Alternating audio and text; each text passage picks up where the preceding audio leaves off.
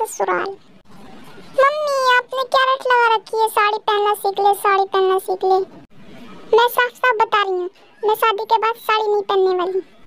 आप एक बार मेरे तरफ देखो तो मैं साड़ी पहनने वाली लड़की दिखाई देती हूँ क्या?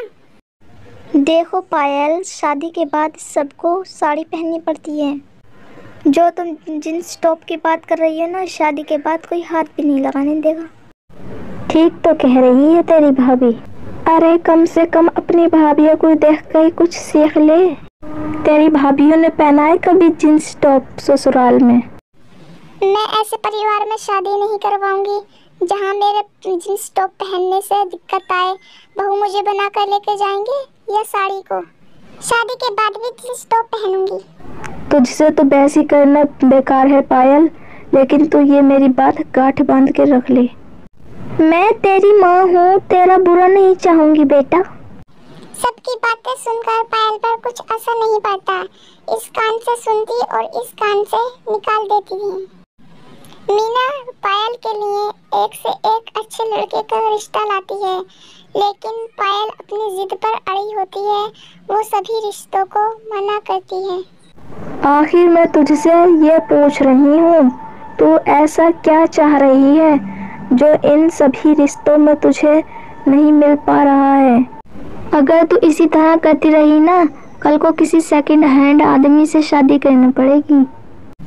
क्योंकि उम्र निकलने के बाद अच्छे रिश्ते नहीं मिला करते हैं।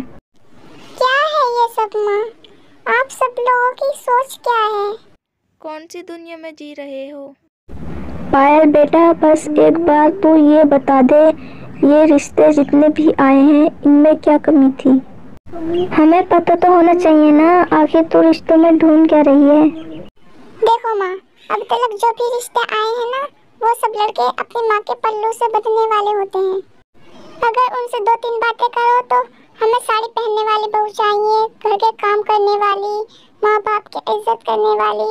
अरे बहू चाहिए या रिमोट से चलने वाली गाड़ी चाहिए? तो तुम क्या चाह रही हो? तुम्हें देखने वाले तुमसे क्या कहकर जाएं? हमें जींस टॉप पहनकर रोड पर घूमने वाली बहू चाहिए, माँ बाप की इज्जत न करे और ना घर का कोई काम करे। क्या वो ये सब कहकर जाएंगे? अरे तुम खुद सोच कर बताओ, ऐसी लड़की को कोई बहू बनाना चाहेगा क्या?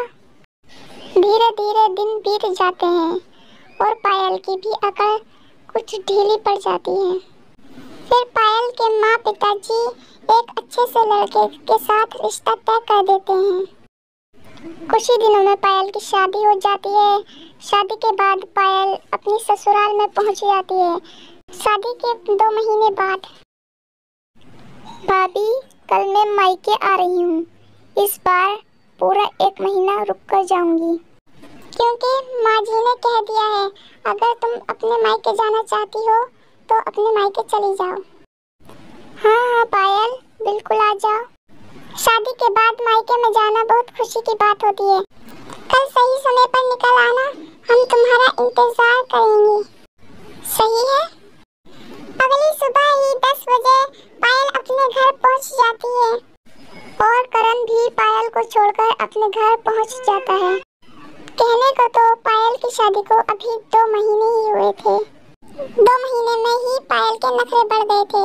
अब हर छोटी बड़ी बात पर वो अपने ससुराल की तारीफ करती। अरे पायल, तुमने शादी के बाद भी ये पहन लिया। तुम्हें तो पता है ना, ऐसे कपड़े बिल्कुल टाइट तुम्हारे भैया को पसंद नहीं है। जाओ अभी चेंज कर कर आओ। भाभी अब मेरी शादी हो चुकी है।